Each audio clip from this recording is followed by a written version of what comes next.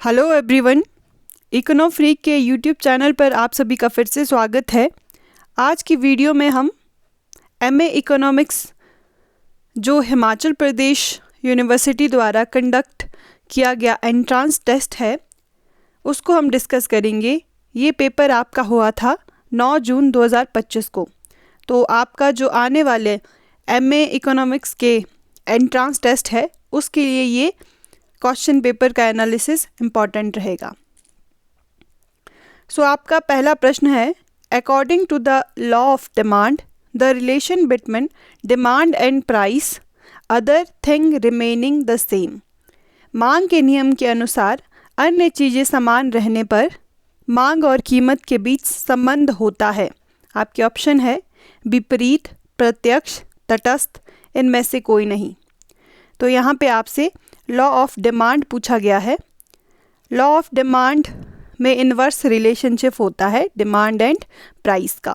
तो इसका option A correct होगा। Question number 2, demand is perfectly inelastic when with a fall in price. आपसे यहाँ पे क्या पूछा गया है कि जो डिमांड है वो कैसे परफॉर्म करेगी अगर आपका इनइलास्टिक डिमांड है। इसके लिए आपको डायग्राम बनाना पड़ेगा। एक्स एक्सिस पे आपका क्वांटिटी डिमांडेड होगा और वाई एक्सिस पे आपका प्राइस होगा और आपका जो डिमांड कर्व है वो बनेगा हॉरिजेंटल टू वर्टिकल एक्सिस और ये आपका डीडी कर्व है। इसमें क्या होगा कि डिमांड पर प्राइस के चेंज होने पर कोई भी फर्क नहीं पड़ेगा। तो option C is correct, demand remain constant. मांग पूर्णतः बेलोचदार होती है जब कीमत में गिरावट होती है और मांग स्थिर रहती है। आपका तीसरा प्रश्न है, according to the law of supply other thing remaining the same supply varies. अब आपको सप्लाई कब बनाना है, इसमें आप एक्स एक्सिस पे लेंगे क्वांटिटी सप्लाइड और वाई एक्सिस पे होगा प्राइस और आपका जो सप्लाई कर्व होता है वो पॉजिटिव स्लोप होता है। तो सप्लाई का डिमांड के साथ किस तरह का रिलेशनशिप होगा, positive. Option B is correct. अगर आपके पास मान लीजिए other things remaining the same ये वाली लाइन नहीं दी होती तो सप्लाई कर नेगेटिव भी हो सकता था, क्योंकि ये लॉ ऑफ सप्लाई का एक्सेप्शन होगा। तो उस केस में आपका सी करेक्ट होना था।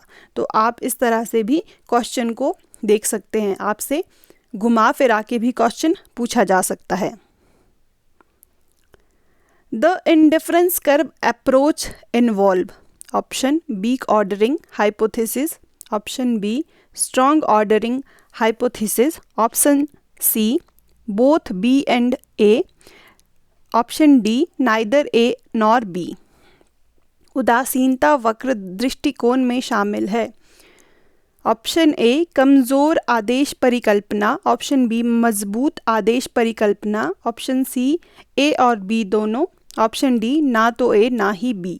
तो इंडिफरेंस कर्व अप्रोच में क्या होता है, एक्स एक्सिस पे एक्स गुड होगा और वाई एक्सिस पे वाई गुड होगा और indifference curve convex to origin होगा। और ये जो इंडिफरेंस कर्व है जो हिक्स ने दिया था, हिक्स और हैंसन ने, ये वीक ऑर्डरिंग को दिखाता है। वीक ऑर्डरिंग क्या होता है कि आप जो इंडिफरेंस कर्व है उसमें जितने भी कॉम्बिनेशन आपको मिलते हैं उसमें आपको सेम लेवल ऑफ सेटिस्फेक्शन मिलता है। तो इसीलिए आप कोई भी पॉइंट है वो चूज़ कर सकते हैं। इसमें ऐसा नहीं होता कि आपको इस इंडिफरेंस कर्व में कोई एक चुनना होगा। अगर आप एक चुनते तो वो होना था स्ट्रॉन्ग ऑर्डरिंग। लेकिन हम इंडिफरेंस कर्व में क्या देखते हैं कि आप बहुत सारे कॉम्बिनेशन में जो आईसी पे होते हैं, इंडिफरेंस कर्व पर रिफ्लेक्ट करते हैं, उसमें इंडिफरेंट होते हैं। तो इसीलिए इसका ऑप्शन ए बिल्कुल सही है। इसके बाद एक थ्योरी आती है जो सैमुअल्सन ने दी थी, रिवील्ड प्रेफरेंस थ्योरी, तो वो स्ट्रॉन्ग ऑर्डरिंग पर बेस्ड है। तो आपसे क्वेश्चन ये भी पूछा जा सकता है। The law of variable proportion apply in the, परिवर्तनीय अनुपात का नियम लागू होता है long period, medium period, short period, none of the above. Law of variable proportion क्या बोलता है कि शॉर्ट रन में जब फिक्स्ड फैक्टर के साथ वेरिएबल फैक्टर का हम यूज़ करते हैं तो पहले हमारे को इंक्रीजिंग रिटर्न टू फैक्टर मिलता है, फिर कांस्टेंट, फिर लास्ट में डिमिनिशिंग रिटर्न। तो ये सिचुएशन होती है जब हम फिक्स्ड फैक्टर को चेंज नहीं कर सकते या बढ़ा नहीं सकते, तो इसीलिए लॉ ऑफ वेरिएबल प्रोपोर्शन लागू होता है इन शॉर्ट पीरियड। अगर आपसे ये पूछते कि लॉ ऑफ रिटर्न कब लागू होता है, कब अप्लाई होता है, तो वो होना था लॉन्ग पीरियड, क्योंकि इसमें फिक्स्ड फैक्टर और वेरिएबल फैक्टर दोनों को वेरी कर सकते हैं। इसका मतलब ये हुआ कि लॉन्ग रन में कोई भी फैक्टर फिक्स्ड नहीं होता। Return to scale can be option increasing, constant, decreasing, all of the above. पैमाने के प्रतिफल हो सकते हैं बढ़ता हुआ, स्थिर, घटता हुआ, उपरोक्त सभी। तो इसका सही जवाब है ऑप्शन डी। ऑप्शन डी बिल्कुल सही जवाब है। ठीक है, अब जो रिटर्न टू स्केल बोलता है कि जब हम लॉन्ग रन में वेरिएबल फैक्टर का यूज़ करते हैं तो हमारे को पहले इंक्रीजिंग रिटर्न टू स्केल मिलता है कि हमने जितने फैक्टर लगाए उससे ज़्यादा हमें आउटपुट मिला, वो होता है इंक्रीजिंग रिटर्न टू स्केल। और कांस्टेंट होता है कि जितने आपने फैक्टर ऑफ प्रोडक्शन का यूज़ किया उतना ही आपको रिटर्न मिला। उसके बाद डिक्रीजिंग होता है कि आपने इनपुट ज़्यादा लगाया और आउटपुट आपको कम मिला, ये होता है decreasing return to scale. The long run equilibrium of firm and industry under perfect competition is determined with option A losses, option B super normal profit, option C normal profit, option D all of the above. आपको बताना है कि long run में perfect competition की situation में जहाँ पे आपको होमोजीनियस प्रोडक्ट के बहुत सारे विक्रेता सेलर मिल जाते हैं, वहाँ आपको कौन सी सिचुएशन अकर होगी। तो all of the above is correct option. इसमें क्या होता है कि परफेक्ट कंपटीशन में लॉन्ग रन में एंट्री और एग्जिट का फ्रीडम होता है, तो जो फर्म लॉसेस इनकर कर रही होगी वो कंपटीशन छोड़ के चली जाएगी, मार्केट छोड़कर चली जाएगी, और जो जिसको ज़्यादा प्रॉफिट होगा तो वो और जो फर्म है मार्केट में उनको इनविटेशन देगी, जिससे सुपर नॉर्मल प्रॉफिट में आ जाएगा। तो ये तीनों तरह की कंडीशन परफेक्ट कंपटीशन में लॉन्ग रन में अक्कर होती है। The equilibrium of firm under perfect competition is determined when पूर्ण प्रतियोगिता की दशा में एक फर्म का इक्विलिब्रियम आपको बताना है। आपके ऑप्शन है MR is equal to MC, option B MC is greater than MR, option C MR is greater than MC, option D MC is less than MR is less than MC। तो जो equilibrium condition होती है, अगर हम MR MC approach को देखें तो option A बिल्कुल सही है। ये इक्विलिब्रियम कंडीशन होती है, वो चाहे हम परफेक्ट कंपटीशन की बात करें, मोनोपोली, मोनोपोलिस्टिक कंपटीशन। ओके, इसके साथ साथ ये जो कंडीशन है ये नेसेसरी कंडीशन है, फर्स्ट कंडीशन है। इसके साथ दूसरी कंडीशन होती है कि जो MC कर्व है वो MR को नीचे से ऊपर की तरफ काटे। तो ये दो कंडीशन होती है इक्विलिब्रियम की मार्केट में। ये 2-3 क्वेश्चन है वो जो थोड़े से ब्लर है, इसमें मैंने कोशिश की है आपको साफ दिखे, लेकिन फिर मैं बोल के आपको बताती हूँ। Long run monopoly equilibrium is determined with, आपको मोनोपोली में मोनोपोली की सिचुएशन में लॉन्ग रन में आपको कौन सा प्रॉफिट मिलेगा? आपके ऑप्शन है super normal profit, option B losses, option C normal profit, option D all of the above. Monopoly जिसमें एक ही विक्रेता होगा, एक ही आपके पास सेलर होगा, उसमें क्या मिलेगा? तो इसका सही जवाब है ऑप्शन ए, इसमें सुपर नॉर्मल प्रॉफिट मिलेगा, क्योंकि मोनोपोली का फ़ायदा यही होता है कि उसको सुपर नॉर्मल प्रॉफिट मिलता है लॉन्ग रन में। शॉर्ट रन में ये तीनों होते हैं, अगर लॉन्ग रन में पूछे तो उसे सुपर नॉर्मल प्रॉफिट मिलेगा। इसका मतलब ये हुआ कि वो चाहे जितनी भी प्राइस चार्ज करेगा, कंज्यूमर के पास कोई ऑप्शन नहीं होता कि वो किसी और के पास जाए, इसीलिए मोनोपोली को लॉन्ग रन में सुपर नॉर्मल प्रॉफिट मिलते हैं। The monopolistic competition market is associated with. इसमें आपसे पूछा गया है कि मोनोपोलिस्टिक कंपटीशन, एक अधिकारी प्रतियोगिता का कॉन्सेप्ट किसने दिया था? तो आपके ऑप्शन है केन्स, चैम्बरलिन, मार्शल, मिल। तो इसका सही जवाब है ऑप्शन बी, चैम्बरलिन ने एक बुक लिखी थी the theory of monopolistic competition, जिसमें इन्होंने मोनोपोलिस्टिक कंपटीशन के बारे में, उनकी फीचर्स के बारे में बताया था। तो आपको याद रखना है चैम्बरलिन ने ये कॉन्सेप्ट दिया था। Consumer are likely to get variety of good under. इसमें आपको पूछा है कि कंज्यूमर को सबसे ज़्यादा फ़ायदा किस मार्केट सिचुएशन में होता है? मोनोपोली, ये बिल्कुल गलत है, क्योंकि मोनोपोली में एक ही विक्रेता होता है। कंज्यूमर को सबसे ज़्यादा घाटा मोनोपोली की सिचुएशन में होता है। ऑप्शन बी परफेक्ट कंपटीशन, यही इसका सही आंसर है। मोनोपोलिस्टिक कंपटीशन, इसमें वस्तु विभेद इसकी मेन फीचर है, प्रोडक्ट डिफरेंशिएशन। और ओलिगोपोली, इसमें जो फर्म है उनके बीच काफ़ी कंपटीशन होता है, कट थ्रोट कंपटीशन होता है। ओलिगोपोली मार्केट की ये फीचर है। तो इस क्वेश्चन का सही जवाब है option B. The concept of quasi rent is associated with. अर्ध लगान या आभासी लगान की अवधारणा जुड़ी है रिकार्डो, मिल, मार्शल, रॉबिन्सन। तो इसका सही जवाब है ऑप्शन सी, मार्शल।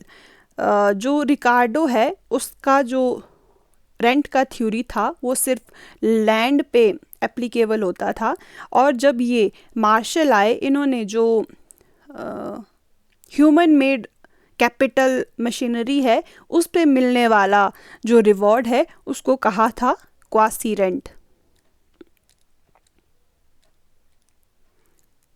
आपका नेक्स्ट क्वेश्चन है innovation theory of profit is given by Clark, Meade, Kaldor, Schumpeter.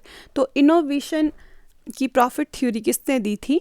ये दी थी शुम्पीटर ने। ये एक डेवलपमेंट इकोनॉमिस्ट रहे हैं, और इन्होंने बोला था जो प्रॉफिट होता है वो इनोवेशन का रिवॉर्ड होता है। इसका मतलब ये हुआ कि उसी व्यक्ति को प्रॉफिट मिलता है जो इंडस्ट्री में इनोवेशन लेकर आता है। ओके, नेक्स्ट क्वेश्चन है आपका, which of the following is a measure of coping with a negative externality. आपके ऑप्शन है emission subsidy, Pigovian taxes, voucher, copyright. निम्नलिखित में से कौन सा नकारात्मक बाह्यता से निपटने का साधन है? उत्सर्जन सब्सिडी, पिगोवियन कर, बाउचर, कॉपीराइट। इसमें आपको बताया है कि मान लीजिए नेगेटिव एक्सटर्नलिटी क्या होता है।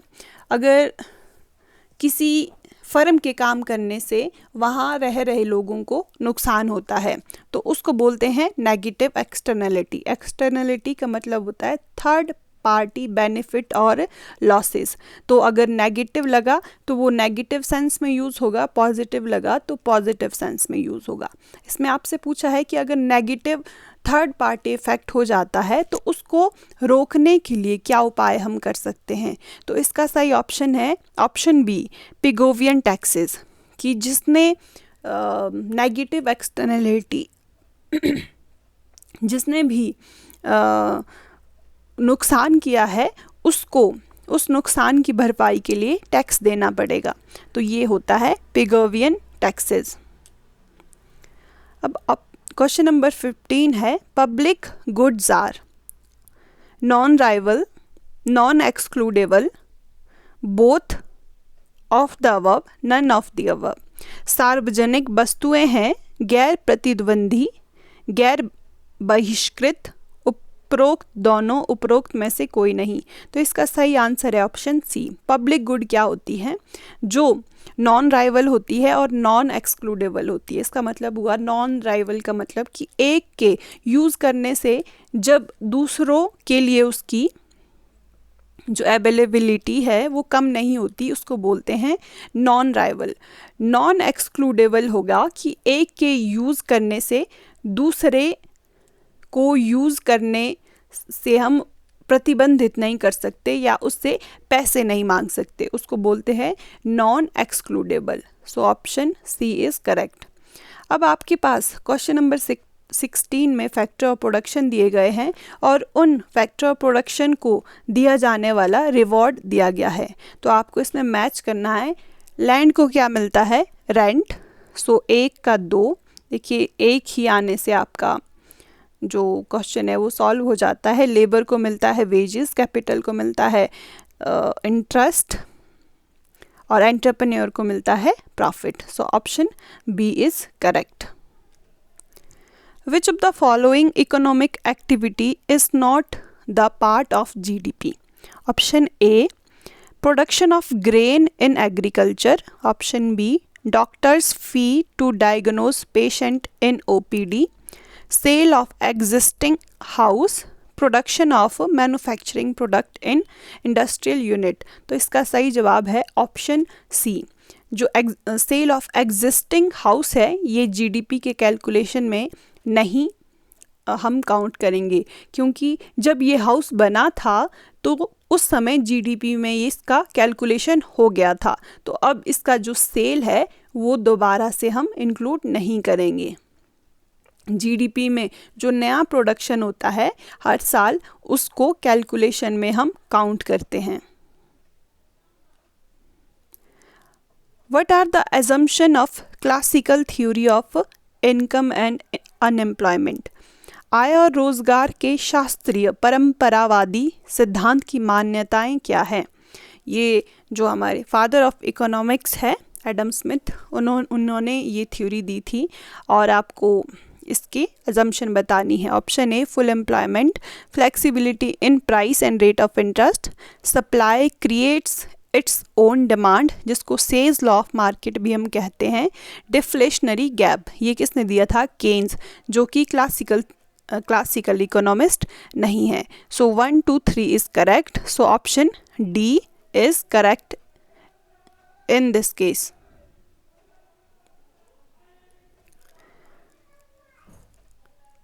अब आपका नेक्स्ट क्वेश्चन है, when the value of MPC is 0.8 the value of MPS will be. जो MPC है, MPC प्लस MPS, इसका सम होता है इक्वल टू 1। अब मान लीजिए आपके पास यहाँ पे MPC का वैल्यू दिया है 0.8 और MPS का आपको वैल्यू निकालना है, मान लीजिए x हो जाएगा, तो x की वैल्यू कितनी आएगी? ये आएगी 0.2। So option C is correct. What are the important factor causing shift in investment demand curve? Investment demand curve क्या होता है? पहले तो आप ये ड्रॉ कर लीजिए। इन्वेस्टमेंट डिमांड कर्व होता है रेट ऑफ इंटरेस्ट के साथ इसका नेगेटिव रिलेशनशिप होता है। अब आपसे क्या पूछा है कि शिफ्ट कब होगा? देखिए, अगर मूवमेंट होगा कि हम इधर से पॉइंट ए से पॉइंट बी में जाएंगे तो इसको बोलेंगे हम मूवमेंट। और शिफ्ट कब होगा? जब इन्वेस्टमेंट कब ऊपर की तरफ जाएगा। तो रेट ऑफ इंटरेस्ट के अलावा जितने भी फैक्टर होंगे वो इन्वेस्टमेंट डिमांड में इन्वेस्टमेंट कर्व में शिफ्ट करेंगे। तो आपके ऑप्शन है change in marginal efficiency of capital, change in government, technology and innovation, availability of credit. तो option C is correct here. Monetary policy is concerned with the different measure including, आपको बताना है कि monetary policy किसके साथ संबंधित होती है। Regulate the supply of money, option second. Regulate the level of taxation, ये बिल्कुल गलत है। टैक्सेशन फिस्कल पॉलिसी से रिलेटेड है, ना कि मॉनेटरी पॉलिसी से। The cost of credit in economy. 4. The distribution of credit between the users and user. So आपका जो ऑप्शन डी है, जिसमें ऑप्शन 2 नहीं है, वो करेक्ट होगा। When marginal propensity to consume is 0.8, what will be the value of investment multiplier? आपको investment multiplier का फॉर्मूला यहाँ पे पता होना चाहिए, जो कि होता है K, जिसको investment multiplier बोलते हैं, 1/1 माइनस MPC। अब MPC की वैल्यू दी है 0.8 और इसको सॉल्व करने पे कितना आ जाएगा, 5। 1/0.2 जब हम इसको सॉल्व करेंगे तो 5 आ जाएगा। So option B is correct here. Which of the following is not a factor of leakage in multiplier process. Multiplier process क्या होता है कि जब हम इन्वेस्टमेंट करते हैं तो इन्वेस्टमेंट और हम लोन लेते हैं, हमारे पास कुछ इनकम होती है, उस इनकम का आगे हम कितना इन्वेस्टमेंट करेंगे उससे इकोनॉमी में ग्रोथ होती है। लेकिन अगर उस इनकम का कुछ पार्ट हम सेव कर लेंगे तो जो मल्टीप्लायर प्रोसेस है वो रुक जाएगा। तो आपको बताना है कि कौन से ऐसे फैक्टर है जो इनकम जनरेशन प्रोसेस को रोकते हैं।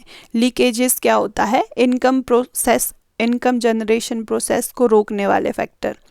सो आपके ऑप्शन है increase in level of consumption. Consumption से क्या होगा कि डिमांड इंक्रीज होगी, डिमांड इंक्रीज होगी तो प्रोडक्शन करने के लिए डिमांड बढ़ जाएगी, तो इससे इकोनॉमी में ज़्यादा इनकम जनरेशन होगा। इंपोर्ट से हम बाहर चली जाएगी हमारे इनकम, इससे हमारे देश को कोई फ़ायदा नहीं होगा। होल्डिंग ऑफ आइडल मनी, अगर हम पैसे अपने पास रखेंगे तो इन्वेस्टमेंट नहीं होगा। और टैक्सेशन से भी पैसे सरकार के पास जाएंगे। तो इसमें बोला है कि लीकेज कौन सी नहीं है, BCD है, ये सारे लीकेजेस है। Increase in level of consumption, ये लीकेज नहीं है बल्कि ये मल्टीप्लायर प्रोसेस को और फास्ट करता है। So option A is correct. Friedman demand for real money function include following variable. Friedman ने एक क्वांटिटी थ्योरी ऑफ मनी दी है, जिसमें उसने बताया है कि डिमांड फॉर रियल मनी कौन कौन से फैक्टर पे डिपेंड करती है। तो आपको बताना है कि वो फैक्टर कौन कौन से है। Wealth, rate of return on bond, the expected rate of inflation, ये सारे मिल्टन फ्रीडमैन के फैक्टर है जो मनी डिमांड को इफेक्ट करते हैं। So option D is correct. The Phillips curve explain the trade-off between the following two variable। Phillips curve आपका कैसा होता है, ये आपका Phillips curve होता है। यहाँ पे आपका इन्फ्लेशन होता है, इधर अनएम्प्लॉयमेंट। तो अगर इन्फ्लेशन इंक्रीज होगा तो अनएम्प्लॉयमेंट घटेगा। इसमें इन्वर्स रिलेशनशिप होता है, किस के बीच ये रिलेशनशिप बताता है, rate of inflation and rate of unemployment. So option B is correct. Which of the following equation represent Fisher equation of money market. तो फिशर इक्वेशन बहुत ही फेमस है, आपको डायरेक्टली ये बात सुन के इसकी इक्वेशन पता होनी चाहिए, जो कि है MV is equal to PT। ये मनी सप्लाई और मनी डिमांड में इक्वालिटी बताता है। यहाँ पे ये मनी सप्लाई है और वेलोसिटी ऑफ मनी, प्राइस और transaction. What is meaning of the term stagflation. Stagflation की आपको डेफिनेशन बतानी है इस क्वेश्चन में। स्टैगफ्लेशन क्या होता है? स्टैगफ्लेशन एक ऐसी सिचुएशन होती है जहाँ पे इन्फ्लेशन और अनएम्प्लॉयमेंट एक साथ बढ़ते हैं। ठीक है, तो आपको अब ये ऑप्शन में ढूंढना है the coexistence of high rate of unemployment and low rate of economic growth. The coexistence of high rate of unemployment and rate of inflation. तो ये बिल्कुल सही ऑप्शन है, option B is correct. Which segment of LM curve does fiscal policy become fully effective?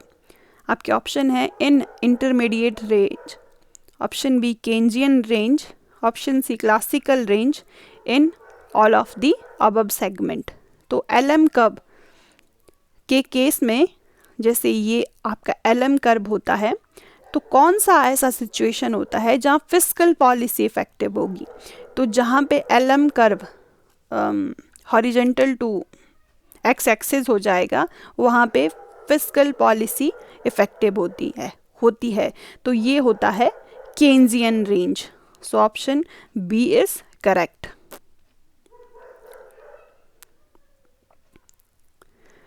Which of the following item will be the part of current account in balance of payment? अगर आपको balance of payment के बारे में पता है तो इसमें दो अकाउंट होते हैं, करंट अकाउंट और कैपिटल अकाउंट।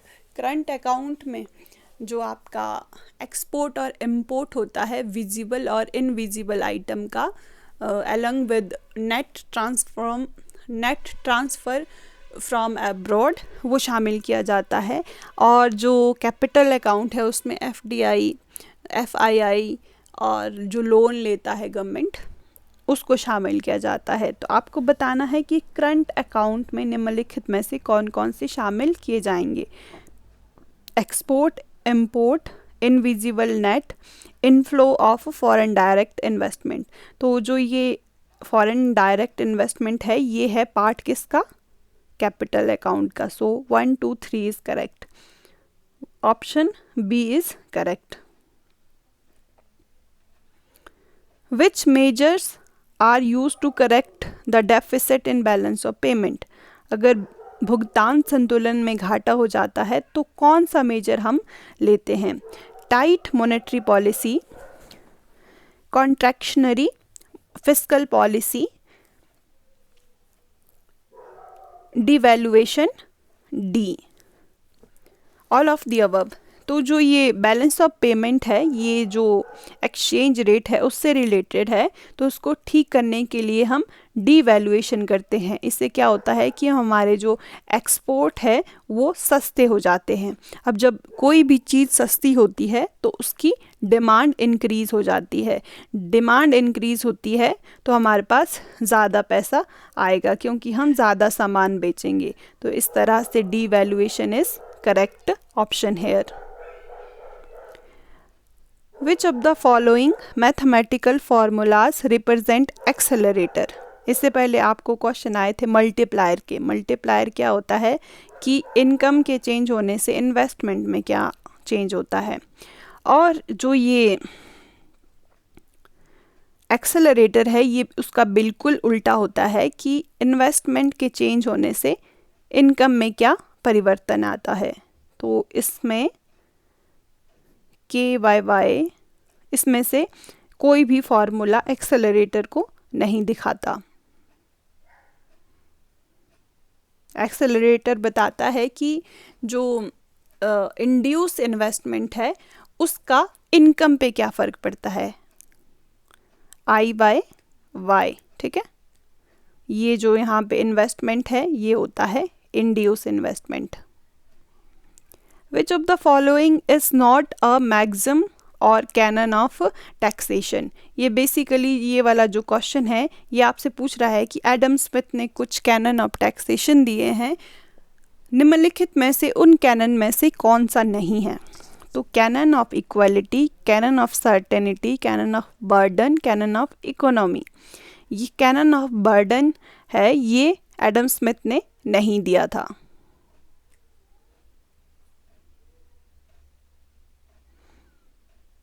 ये आप चेक कर लेना, ये एडम स्मिथ ने दिया था या केन्स ने दिया था, पर 4 जो टैक्सेशन के कैनन है ये दिए गए थे, जिनको हम ऐसे याद रख सकते हैं CCEE,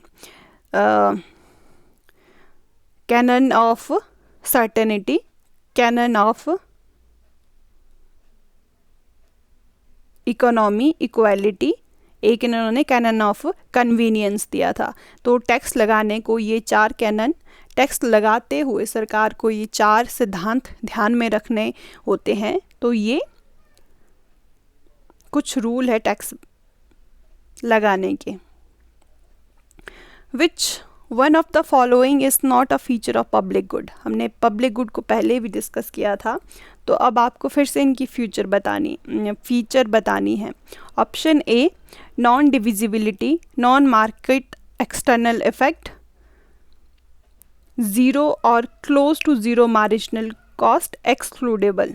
तो इसका सही ऑप्शन है ऑप्शन डी। जो पब्लिक गुड होती है वो होती है नॉन एक्सक्लूडेबल, मतलब पब्लिक गुड का कंजम्पशन करने के लिए किसी को भी पैसे चार्ज नहीं करने पड़ते हैं। ठीक है। A tax is levied on a seller. To shift the tax burden, he reduces the quantity of product while keeping the price unchanged. It is a form of, एक सेलर क्या करता है कि उस पर टैक्स लगाया जाता है। कर का बोझ स्थानांतरित करने के लिए वह कीमत को अपरिवर्तित रखते हुए उत्पाद की मात्रा कम कर देता है। उत्पाद की मात्रा कम करने से क्या होगा कि जो क्वांटिटी है उसका प्राइस इंक्रीज़ होगा। प्राइस इंक्रीज़ होगा तो पैसा ज़्यादा किसको देना पड़ेगा? कंज्यूमर को। ठीक है, कंज्यूमर को पैसा ज़्यादा देना पड़ेगा, तो इसने जो टैक्स है वो कहाँ शिफ्ट किया? आगे की तरफ। This is forward tax shifting.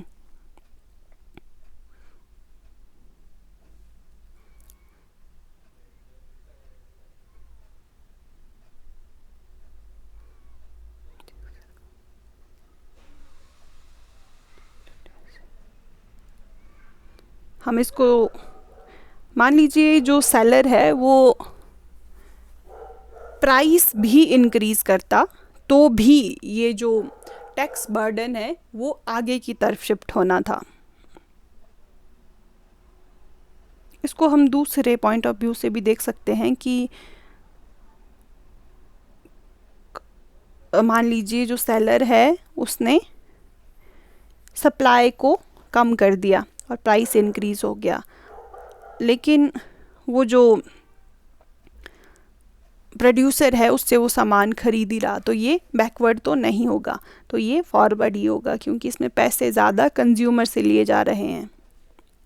Which of the following is are instruments of fiscal policy. Fiscal policy क्या होता है कि जो सरकार का एक्सपेंडिचर और रिसीट है इसमें जब हम चेंज करते हैं इसको बोलते हैं fiscal policy. Taxes, government spending, government borrowing, तो ये सारी इंस्ट्रूमेंट है फिस्कल पॉलिसी के। Option D is correct. From the following receipt which payment is not, जो ऐसे क्वेश्चन है उसमें हमने नॉट का काफ़ी ध्यान रखना होता है कि क्योंकि यही हम गलती करते हैं।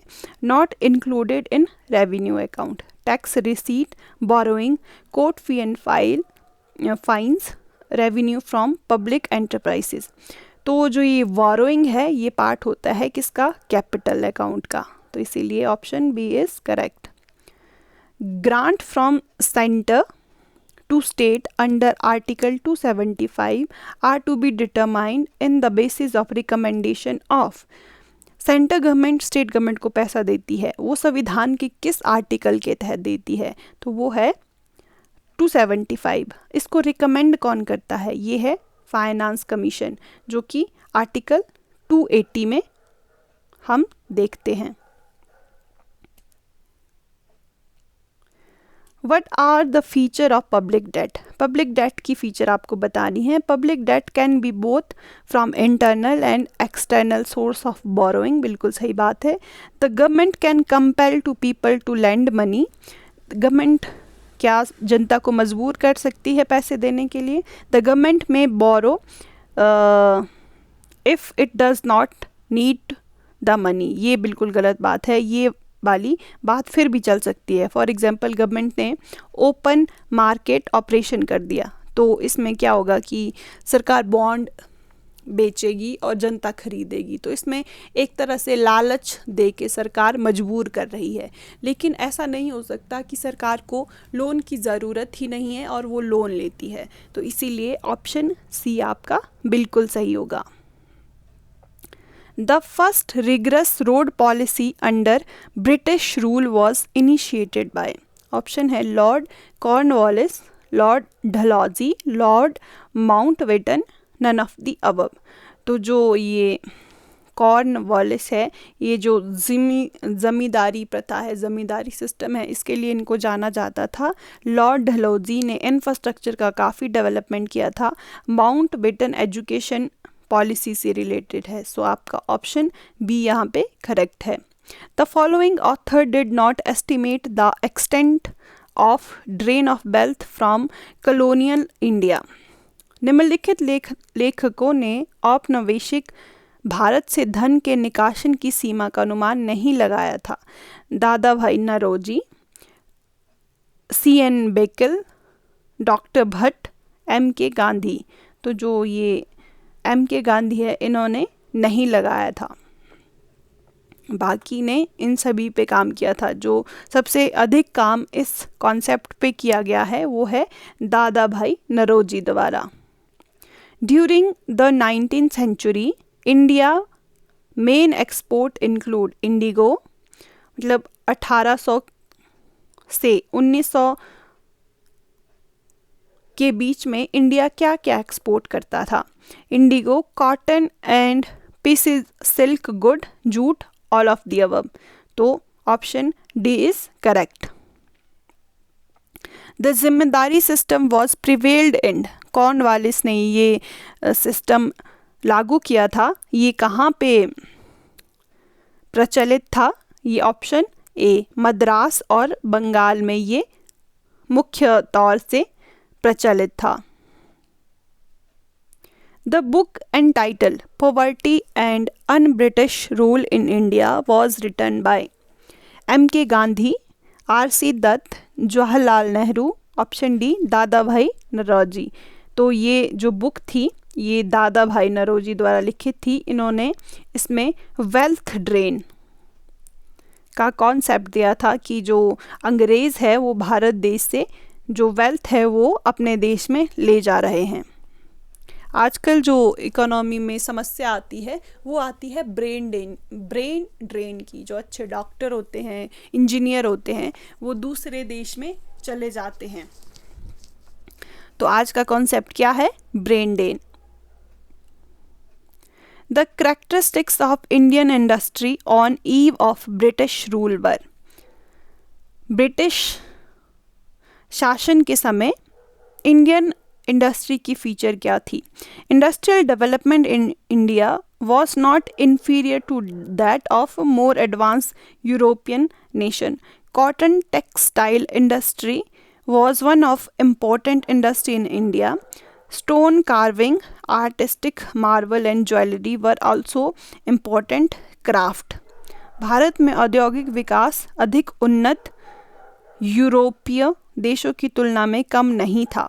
सूती वस्त्र उद्योग भारत में महत्वपूर्ण उद्योगों में से एक था। पत्थर की नक्काशी, कलात्मक संगमरमर और आभूषण भी महत्वपूर्ण शिल्प उद्योग थे। ये बिल्कुल सही है, option D is correct. Process of capital formation consist of generation of saving, mobilisation of saving, investment of saving. तो कैपिटल फॉर्मेशन में क्या होता है? जहाँ पे हम इन्वेस्टमेंट का यूज़ करते हैं, इन्वेस्टमेंट का, सेविंग का इन्वेस्टमेंट करते हैं। ठीक है, फॉर एग्जांपल आपके पास 1 लाख था, तब आपने 1 लाख का क्या किया कि मान लीजिए एक दुकान खोल दी, तो ये क्या हो गया? दुकान के लिए एक बिल्डिंग बना दी। ये क्या हो गया आपका? Capital formation. The human development index HDI does not include, human development index जो वेरियस कंट्री है उनके डेवलपमेंट को मेजर करने का एक इंडिकेटर है, एक इंडेक्स है जिसमें 3 वेरिएबल होते हैं, ठीक है। और वो कौन कौन से होते हैं वो आपको पता होना चाहिए, लेकिन क्वेश्चन में आपसे पूछा है कि कौन से नहीं होते हैं। और डिसेंट स्टैंडर्ड ऑफ लिविंग ये होता है, प्रॉपर्टी राइट नहीं होते, लॉन्ग एंड हेल्दी लाइफ ये होता है, बीइंग नॉलेजेबल मतलब literacy, life expectancy and per capita GDP, ये 3 इंडिकेटर होते हैं एचडीआई के। सो ए, सी और डी बिल्कुल सही है, और जो नहीं होता है वो ऑप्शन बी है। इसमें करेक्ट ऑप्शन ऑप्शन बी है। The circular causation theory is given by Adam Smith, Keynes, Malthus, Gunnar Myrdal. तो ये जो सर्कुलर काउजेशन थ्योरी है ये दी थी किसने? गुनर म्रिडल ने। ये डेवलपमेंट इकोनॉमिक्स का पार्ट है। ये थ्योरी क्या बोलती है कि अगर आपकी इकोनॉमी में अच्छा इंफ्रास्ट्रक्चर है, हेल्थ कंडीशन अच्छी है, हेल्थ एजुकेशन का स्टेटस अच्छा है, तो आपके कंट्री में इन्वेस्टमेंट आएगा, एफडीआई आएगा। इससे क्या होगा, आपका जो इनकम जनरेशन का प्रोसेस है वो ज़्यादा फास्ट होगा। अब लोगों के पास इनकम होगी तो ज़्यादा डिमांड करेंगे, ज़्यादा डिमांड करेंगे तो प्रोडक्शन की डिमांड ज़्यादा होगी, जिससे प्रोडक्शन बढ़ेगा तो जो इकोनॉमी है वो आगे बढ़ती चली जाएगी। तो ये प्रोसेस बताया था गुनर म्रिडल ने। Which of the following deal with the economic inequality? Economic inequality से कौन सी थ्योरी डील करती है? Malthus theory of population, theory of unbalanced growth, Ricardian theory of distribution और Kuznets inverted U shape hypothesis. तो option D is correct here. Kuznets ने एक U shape curve दिया था जो इनइक्वालिटी और डेवलपमेंट के बीच रिलेशनशिप बताता है, ठीक है। ये क्या बोलते हैं कि जैसे जैसे एक देश विकास करता है तो उसमें इनइक्वालिटी बढ़ती जाती है, एक पॉइंट के बाद ये कांस्टेंट होगी और बाद में घटती जाएगी। ये जो डेवलप्ड इकोनॉमी है उसके डाटा के बेसिस पे इन्होंने ये एनालिसिस किया था। Money is what money does? मुद्रा वह है जो मुद्रा कार्य कर सकती है। ये किसने बोला था? तो ये दिया था स्टेटमेंट वॉकर ने। So option C is correct. Financial market in a sense are money market, capital market, credit market, none of the above. तो जो ये फाइनेंशियल मार्केट होता है ये इसमें क्रेडिट मार्केट आता है। मनी मार्केट क्या होता है? जो शॉर्ट रन में जो स्टॉक मार्केट है उसका रिकॉर्ड रखता है, कैपिटल मार्केट जो लॉन्ग रन में रिकॉर्ड रखता है। तो फाइनेंशियल मार्केट मनी मार्केट और क्रेडिट कैपिटल मार्केट से मिलकर बना होता है जो कि बनाते हैं क्रेडिट मार्केट को। तो इसीलिए इसका ऑप्शन बी करेक्ट है।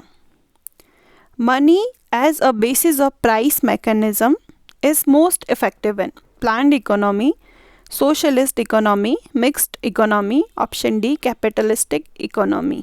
तो मनी सबसे ज़्यादा कब इफ़ेक्ट करेगा? वो इफ़ेक्ट करेगा कैपिटलिस्ट इकोनॉमी में।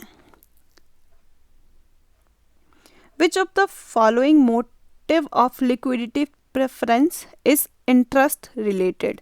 तो इंटरेस्ट से related money, demand for money कौन सा ऑब्जेक्टिव दिखाता है ये आपको बताना है। तो आपके ऑप्शन है transaction, precautionary, speculative. So option C is correct here. अगर आपने केन्स की लिक्विडिटी प्रेफरेंस थ्योरी पढ़ी है तो उसमें क्या बोलता है केन्स कि जो मनी डिमांड है वो 3 पर्पस के लिए की जाती है, एक ट्रांजैक्शन डिमांड, एक प्रिकॉशनरी डिमांड, एक स्पेक्युलेटिव डिमांड। ट्रांजैक्शन और प्रिकॉशनरी वो इनकम से रिलेटेड होती है कि इनकम वेरी करेगी तो ये 2 डिमांड फॉर मनी वेरी करेगी। लेकिन जो स्पेकुलेटिव डिमांड है, सट्टा के लिए जो हम सट्टा लगाने के लिए डिमांड करते हैं मनी की, ये किस से रिलेटेड होती है? इंटरेस्ट से। इंटरेस्ट बढ़ेगा तो डिमांड फॉर मनी कम होगी, इंटरेस्ट घटेगा तो डिमांड फॉर मनी ज़्यादा होगी, ठीक है। Money market deals in short term fund, bond, money, credit. अब मनी मार्केट मैंने आपको पहले भी बताया, ये किससे डील करता है? शॉर्ट टर्म फंड से।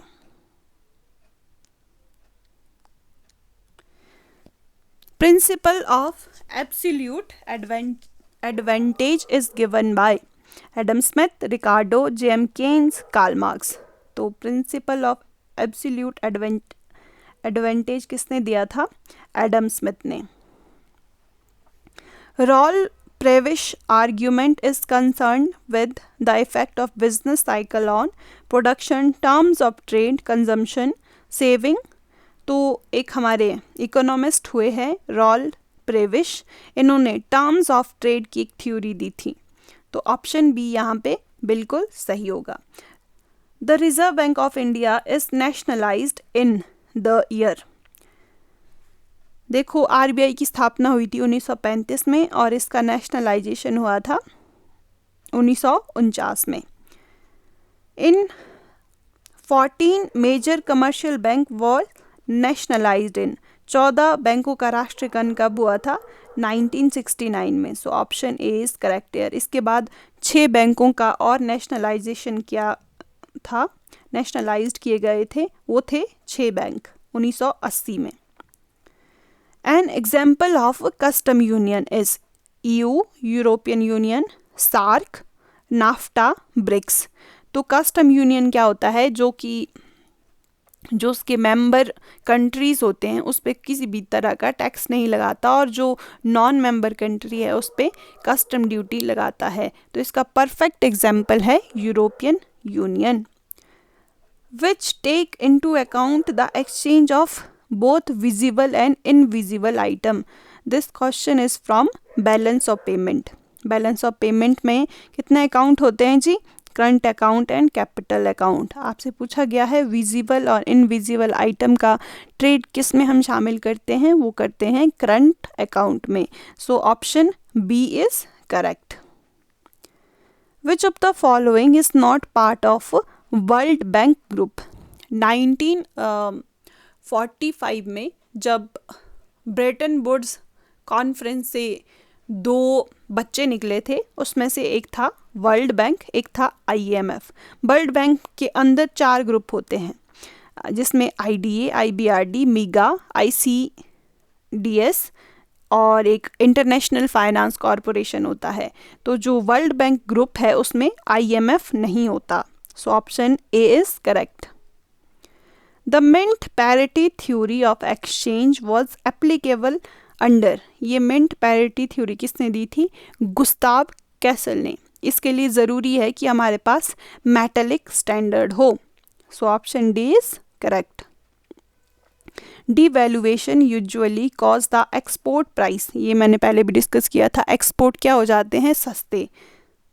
तो प्राइस क्या हो जाएगी? Decrease. So option B is correct. The demand and supply function आपको दिए गए हैं और आपको बताना है कि इक्विलिब्रियम मार्केट प्राइस क्या होगा। तो इसको हम जब इक्वल करेंगे 18 minus 2p is equal to 2 plus 2p। अब 18 minus 2 equal to 2 plus 2p is equal to 4p।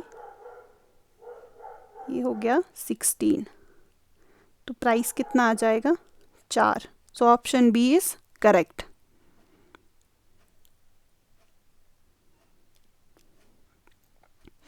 A symmetric matrix is a square matrix when mathematical economics का ये क्वेश्चन है। आपको बताना है सिमेट्रिक मैट्रिक्स कब स्क्वायर होगा। इसका सही जवाब है जब इसका ट्रांसपोज बराबर होगा matrix itself. So option C is correct. Direct personal interview is a method of primary data collection, secondary data collection, both A and B, none of the above. तो इसका सही जवाब है option A, primary data collection. आपको यहाँ पे median की value बताना है। आपको कुछ फिगर्स दी गई हैं और इसमें क्योंकि ये है सम संख्या, जो ये सीरीज़ है, तो इसमें मीडियन का जो पहले हम कैलकुलेट करेंगे, ये दो मीडियन वैल्यू आ रही है और इन दोनों को प्लस करेंगे और उसको डिवाइड कर देंगे 2 से, तो इसको डिवाइड करने पर हमारे पास वैल्यू आ रही है ऑप्शन डी।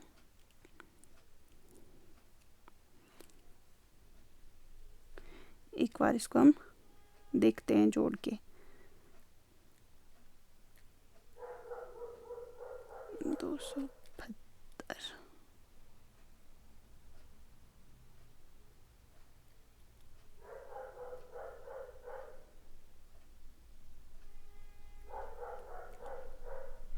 जब हम इसको 2 से डिवाइड करेंगे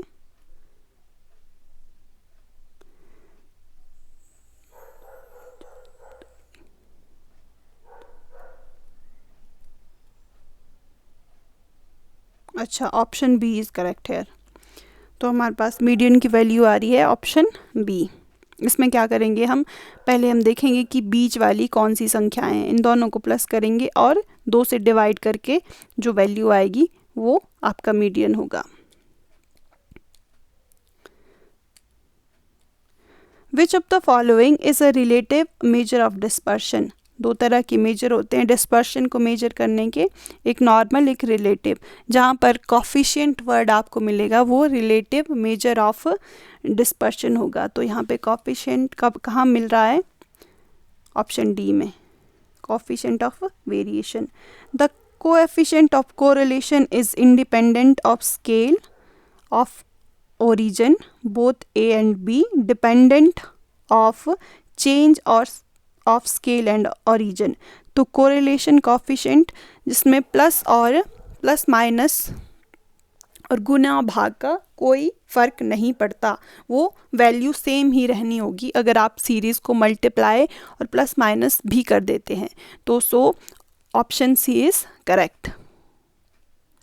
the coefficient of determination is R square, जिसको हम लिखते हैं स्टैटिस्टिक्स में आर स्क्वायर, ये क्या होता है, square of coefficient of correlation, square of standard deviation range between -1 to 1, ये 0 से 1 होता है इसका रेंज, और इसीलिए ऑप्शन ए करेक्ट है।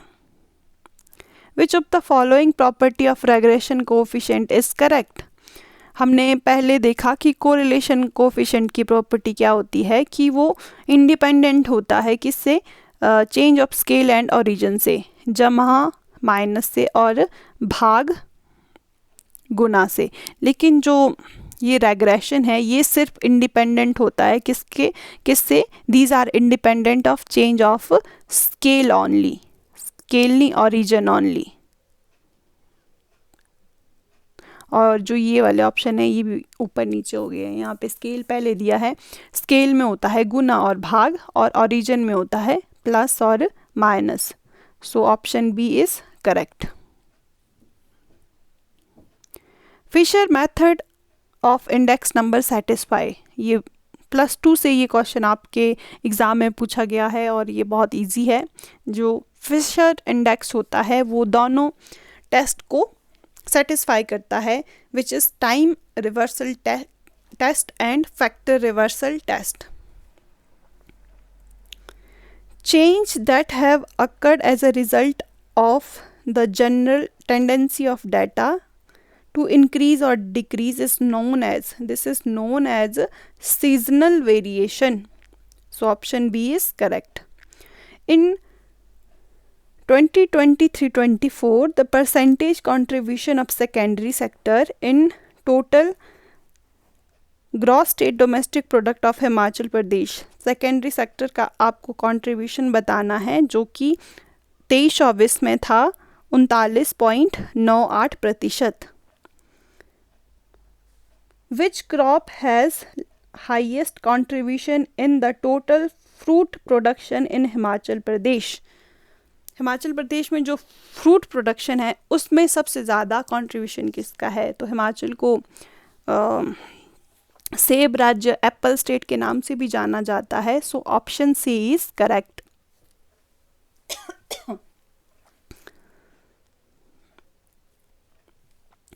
The average size of land holding is ये है 0.95% hectare in state of Himachal Pradesh. Option B is correct. In industrial sector of Himachal Pradesh during 23-24, the percentage of worker employed in construction sector.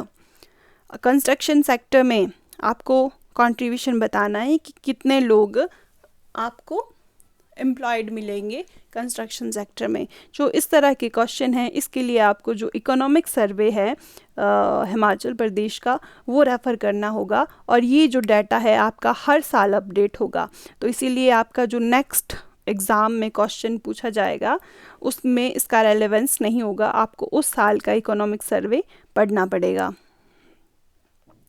The Himachal economy GSDP tourism industry contribute, ये जो tourism industry है वो contribute करती है 7% का। Doctor YS Parmar विद्यार्थी ऋण योजना educational loan subsidy scheme provide loan for, ये प्रोफेशनल और टेक्निकल एजुकेशन दोनों के लिए लोन प्रोवाइड करती है। किस पे? 1% रेट ऑफ इंटरेस्ट पे। इस पे 20 लाख तक का लोन आप ले सकते हैं।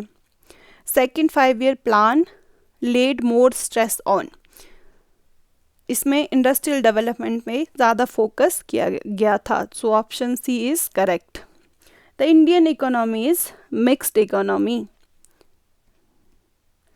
एब्सोल्यूट पॉवर्टी, जब हम नंबर के रूप में एब्सोल्यूट नंबर जैसे 1 2 3 4 इस तरह से मेजर करते हैं पॉवर्टी को, तो उसको बोलते हैं एब्सोल्यूट पॉवर्टी। जब हम कंपेयर करते हैं, फॉर एग्जांपल हिमाचल का पॉवर्टी हम पंजाब से कंपेयर करेंगे, या एक पड़ोसी का पॉवर्टी हम दूसरे पड़ोसी से मेजर करेंगे, तो उसको बोलेंगे रिलेटिव। लेकिन जब हम ये बोलेंगे कि उसकी इनकम 500 रुपये है, तो अगर वो BPL बिलो पॉवर्टी लाइन से नीचे है, तो उसको क्या बोलेंगे जी?